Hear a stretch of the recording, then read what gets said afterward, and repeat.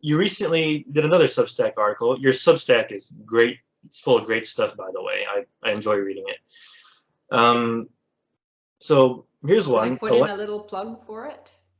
Go ahead and plug your Substack, the fiamengofile.substack.com. I'd love to invite everybody to come take a look. That's my new baby, and I'm really enjoying having the chance to express myself on a wide variety of subjects. But always, I mean, I'm always interested in gender. Really, that's my thing. Yeah, lots of talk about focus about feminist hypocrisy. And here's another one. The last thing a pro-liberty conference needs is a feminist panel. My unsolicited advice to students for liberty. This was a great one. Thanks. Yeah, I was really shocked. I thought that libertarians really were, a pretty strong holdout against any, not like, I guess I consider, I don't even know what I am, in terms of my political philosophy. I probably would say on the conservative side, but there's all sorts of ways in which I don't feel like I have a very comfortable home in conservatism, especially when it comes to anti-feminist issues, men's issues. So I don't claim to be an expert on libertarian political philosophy, but I like it, what I do know of it. And so I was pretty shocked when I got this email from their, I forget what he is exactly, Joshua Eagle, I think his name was, the publicity director or something like that, saying that they were going to have a feminist panel at their upcoming Liberty conference. And I just thought, wow, I mean, I thought it was pretty clearly established at this point that feminism is a collectivist ideology through and through. It is not in any way interested in individualism. And of course, some people say, oh, but it's about individual women's freedoms. Okay, yeah, but everybody believes that. Yeah, that's an ignorant statement, right? Yeah, I mean, you can't find a single feminist leader who expresses any interest in individualism or individual freedoms or any of the issues that I would expect libertarians agree on. So yeah, I was pretty surprised to see that there's going to be, and it's not even a debate. I can see that, of course, that would be really interesting and legitimate if there was a debate between feminists and non-feminists, maybe with one even anti-feminist on the panel. But no, this is just going to be a panel, if I read it correctly, of 3 feminists claiming that feminism has a strong tradition of support for individual liberty. It was quite something. And they tried to there's a little blurb about how, unfortunately, many libertarians have this false view of feminism and see feminism as an enemy of liberty.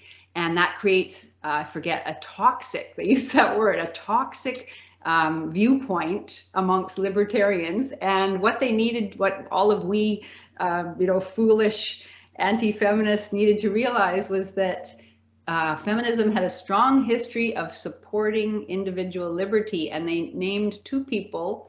One was Mary Wollstonecraft, and the other was Harriet Taylor Mill, she eventually married John Stuart Mill, who was a crazy feminist.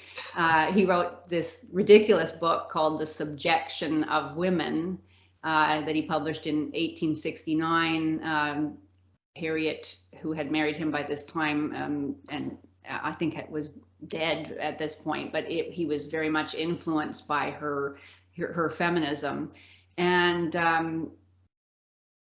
but neither of those 2, they were both clearly collectivists. Mary Wollstonecraft was inspired by the French Revolution. She believed in this ideology of destroying society in order to rebuild it. She believed that the human character, could be sort of wiped clean and remade as long as you changed social conditions, typical kind of socialist sort of ideology. She went to Paris at the height of the French Revolution, just before the worst of the terror began. She was there when the blood ran in the streets, and she still wrote an admiring defense of the ideals of the French Revolution after having seen how quickly it went completely awry and became a horrific attack on individual freedoms, freedom of conscience, freedom of expression, everything. And it's the same with, I mean, Harriet Taylor Mill, who was a very radical feminist. She was a socialist as well, quite unabashedly, and influenced John Stuart Mill to change his ideas about capitalism, about free enterprise. She influenced him to believe that all inheritance should be abolished, that land should be owned, by the state rather than by individuals. So she turned him against property ownership. She turned him against, she encouraged him to believe that a radical redistribution of wealth was the best course for the future. And he actually changed the third edition of his book on the principles of economic principles. Can't remember the exact title, but one of his major books on economic philosophy. She convinced him to make it socialistic in its emphasis. So how this, again, actual lies being put forward as to support the importance of a feminist perspective, even amongst libertarians. And I wrote in that article, it would be just so sad if the Students for Liberty, which is the association that he's representing, wow, I mean, it's a death knell for any organization to accept feminist principles. It means endless wrangling about the failure of that organization to be appropriately supportive of women. There'll be endless claims that it has not done enough to promote women's freedom. There'll be endless claims that its own stances and arguments are somehow threatening to women and make women feel unsafe. There'll be endless claims of sexual harassment and sexual misconduct. It just tears any organization apart, and it simply isn't possible for an organization to remain committed to freedom and be committed to feminism at the same time. And the whole history of feminism has made it clear that feminists are against freedom of speech. Feminists are against freedom of conscience. Feminists are about collective vengeance from the very beginning. If you go back and look at what feminists said back in 1848 I know you've done a lot of examination of that, but I mean, the thesis statement of Elizabeth Cady Stanton and the other feminists who wrote their Declaration of Sentiments, which was modeled on the Declaration of Independence in 1848 at Seneca Falls, was that the history of humanity is the history of repeated injuries and usurpations on the part of man against woman, having as its object the establishment of an absolute tyranny over her. I mean, ridiculous. And men signed that declaration. Yeah. So Men of Esteem signed. Yes, Men of Esteem. Yeah. Frederick Douglass signed that, yeah. and many other good men. What were they thinking? We have to see that already men had this guilty conscience about their alleged injuries and usurpations. Yeah. And we're willing to sign a declaration, and it goes on. I mean, that's just the thesis statement. It goes on making all sorts of false claims about how women had been denied the opportunity to pursue education. Completely false. There were colleges established in the United States from the late 18th century, 50 years before the Declaration, specifically designed to make sure that women had the exact same educational opportunities as men, because that was important to Americans. Yeah.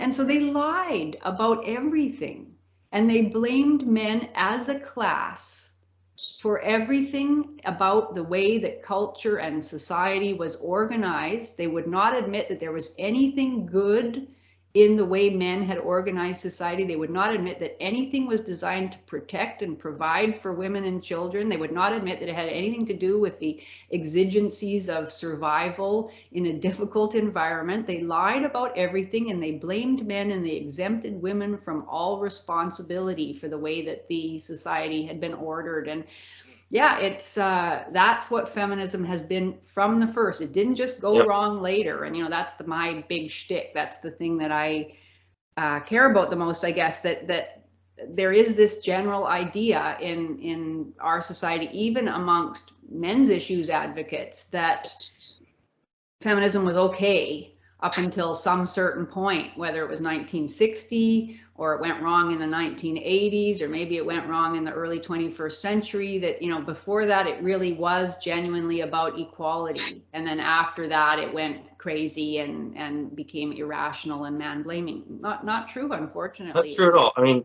they always say, X is real feminism if it's not like the nonsense radical feminist SJW types. But what you talked about just now is the real feminism. It was never not about blaming men as a class. Yeah. Right. Never. Absolutely never. If you want to go back to maybe the first document, I mean, some people have sent me things from the 13th century that you could see as, you know, feminist, and I haven't read those. My historical knowledge doesn't go that far back, but generally speaking, people say that the beginning of feminism was either 1792, Mary Wollstonecraft's vindication of the rights of woman. She was a British woman. Or they say it's 1848 with the Declaration of Sentiments, Elizabeth Cady Stanton, who later on paired up with Susan B. Anthony, and they became the widely recognized leaders of the American women's movement. They were essentially the leaders for the whole second half of the 19th century. So you could read either one of those. But if you want to go right back to Wollstonecraft, you can see the same kinds of double standards and rhetorical sleights of hand and the blaming of all men as a class, the refusal to accept that anything, even like male chivalry. She claimed, like many modern feminists, that male chivalry was a form of sexism, and that men's desire to protect women, their concern for women, their willingness to sort of step forward when there was any danger, and if the woman was frightened of something. She said all of that was a sexist plot, essentially, to deprive women of agency. And and she herself deprives women of agency continually, never admitting that women had any responsibility or any role in creating the social conditions that she was criticizing. It's a terrible piece of special pleading to excuse women of everything and to blame men for everything. And so that was 1792, and you can see it all throughout the 19th century feminist movement. It was never not man blaming. It never recognized anything good in what men had contributed to society. It was never pro-family. That's another idea that we have, that these were good Christian ladies that, wanted to support their men and, wanted the best for the family. No, it wasn't. There were some Christian women involved, especially in the temperance movement, the prohibition movement. Even that has serious problems in its the way that they conceived of men's role in society. They really infantilized men and always saw that women should be in charge because women were morally superior. But the mainstream feminist movement, a lot of advocates for free love. They never cared very much about children. They defended women who killed their own babies. Infanticide was a huge issue in the 19th century. They specifically defended women who killed their children and blamed men for it. So they always had these double standards. Women were never guilty of anything because allegedly they had no power, and men were always to blame no matter what the particular situation that they were addressing. So yeah, it's an eye-opener to read any of these people. If you look at the suffragettes in Britain in the early 20th century, they set off fire bombs. They harmed many working class men in this crazy frenzy to publicize women's alleged right to vote at a time when 40% of British men themselves couldn't vote. They never mentioned that. They couldn't care less about the fact that there were many men who also didn't have the right to vote because there were property and income qualifications that determined who had that right. And they were willing to carry out violence and to absolve themselves of all responsibility for the damage they did and the lives that were injured because of their reckless violence. And they got away with it. They're now considered the great heroines of the suffrage movement. They probably prevented the extension of the franchise to women rather than speeded it along, because they proved that they were irrational and dangerous and out of control. But they were granted it, and they're now seen as the ones that brought it into being. But if you read anything by the leader of that movement, Emmeline Pankhurst, and her two daughters, they were, mouth foaming anti-male bigots. The daughter, Christabel Pankhurst, wrote the most frenziedly anti-male document I probably ever read, called The Great Scourge and How to End It, which is all about syphilis and venereal disease. Yeah, was she the one that said males should be cut down to a small fraction of the population? Was that her? No, that wasn't her, and I'm forgetting who actually said that. That's a later feminist, but she definitely believed that male sexuality, and she wasn't the only one. This was a very strong theme in 19th century feminist thought, that male sexuality was by its nature depraved, diseased, predatory, out of control, and that women were morally superior, not partly because of their sexuality, but not only that, for all sorts of other reasons, and that women should be in control. And that was her motto, was votes for women, chastity for men. It was all about controlling male sexuality, which was seen as dangerous. Exactly. But going back to the chivalry thing, well, if you think about it, it really was kind of sexist. It's just the other way around, because men had to be on their knees for holy womankind. So that resembles sexism, to be sure, and that's the thing that I'm pretty sure led its way into feminists actually rising up and getting away with it, as we said. Sure, absolutely. Many men, supposedly these predatory oppressors, also believed the myths that women were able to mobilize for their own ends. They believed that women were morally superior. They wanted to offer women these various opportunities that women were demanding. Obviously, if men had been the types of brutes that feminists continually said they were, then feminists would never have gained all of their various demands in such a short time. And that's the thing that continues to, again, it astounds me that is a thread throughout all of feminist discourse, is this blaming of men as utterly without conscience, interested only in subjugating women, lacking any kind of decency or caring for women. And yet also at the same time as they make those claims, they keep demanding that women do what they say they must do, that men do what they say they must do. And that we saw that just recently, a few years ago now, this professor of sociology and women's studies at Northeastern University named Susanna Walters wrote this ridiculous article called "Why Can't We Hate Men?" in the Washington Post. And I remember, I saw that, I thought it must be a satire. It must have some twist at some point where she's going to say, no, really, we can't hate men and we shouldn't, or, something like that. But there isn't. It's just that, it's saying basically men are responsible for all the evil in the world and women have a right to hate them, all of them. She did come out later on and say it was not all men she hated. It was mainly white men that she really, really hated. Right. But then at the end of the article, after she, in the crudest, most bald-faced manner, just says men are bad, men are responsible for all evil, women are good. She then said, well, men, if you don't want us to hate you for all eternity, here's what you have to do. And then she went on and made a number of demands of men. You step away from the power.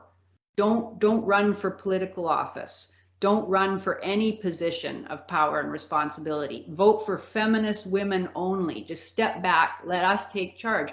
Well, if men were anything like she claimed they were like, well, they wouldn't do any of those things. But obviously she accepted and expected that many men would do what she was demanding, which would kind of completely defeat her original argument. But that didn't matter. And she was able to publish that childish, hideously hateful rant in a supposedly respectable paper, and she kept her job. She had no fallout from it whatsoever. She teaches men. She has male colleagues. She votes on their applications for tenure and promotion. And she has made it clear to the whole world that she absolutely hates all men as a class and wants them to have no power whatsoever. And that's perfectly acceptable in our society, and men stand for it and women stand for it.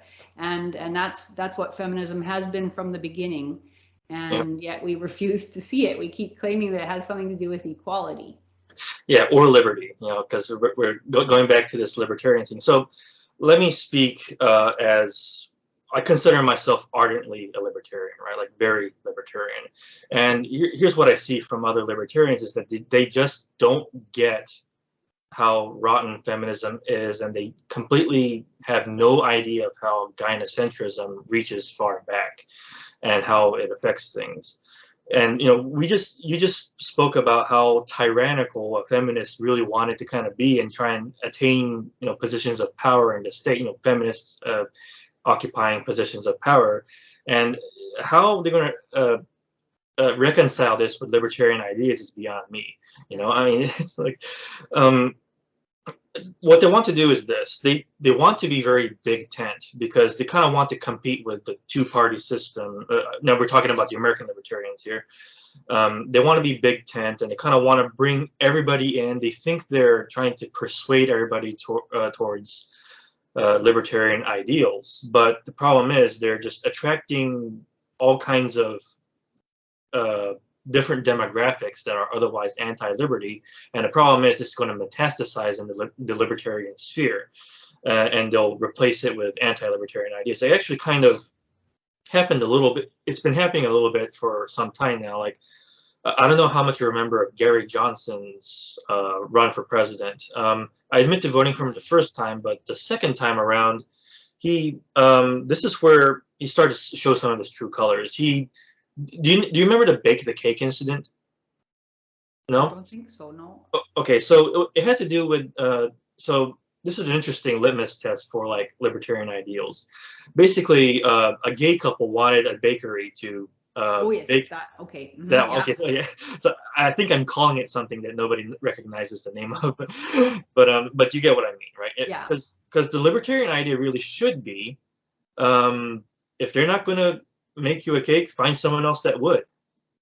Why are we suing this bakery that doesn't even doesn't even particularly esteem much the gay marriage that you want to do? Why do you want to force them to do that?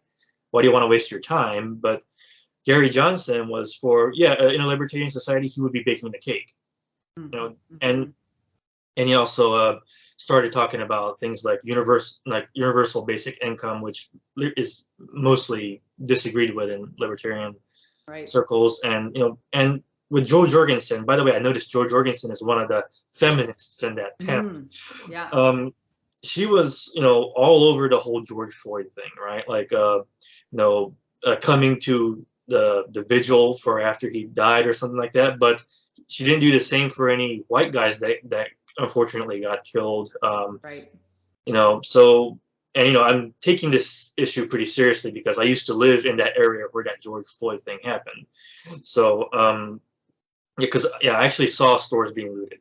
Yeah, it is. I mean, unfortunately, it seems like when it comes to these kinds of collectivist ideologies, unless you are explicitly against them, they will eventually, and probably quite quickly, completely colonize, as you said, whatever organization gives them a toehold. And I think that's something that when you have a deep history with a particular kind of collectivist ideology, you can see how it always operates that way. And that you have to be explicitly, like, it's not even enough to be non-feminist. I think you have to be explicitly anti-feminist. You have to be explicitly anti, woke or social justice warrior-dumb. You can't.